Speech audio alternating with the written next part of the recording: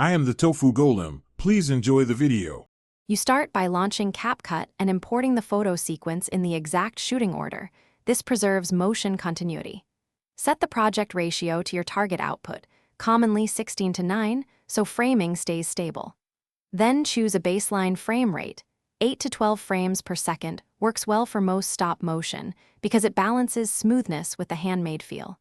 Once you have these essentials, proceed to set individual photo durations and prepare to fine-tune timing on the timeline. Now refine timing on the timeline.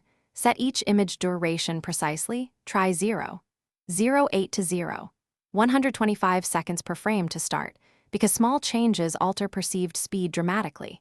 Make duplicates when you need hold frames, and nudge positions or rotations slightly to create fluid motion.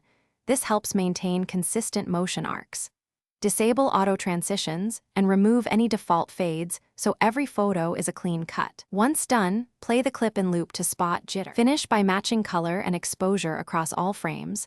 This reduces visible flicker and keeps the sequence cohesive. Add sound effects or a music bed. Sync major beats to keyframe changes to enhance motion. Export using a higher frame rate like 24 or 30 FPS only if your platform requires it, and pick a high bitrate to preserve detail. If you see flicker or small jumps, make sure lighting was constant. As a quick fix, slightly lengthen problem frames or use Capcut stabilization to smooth jitter.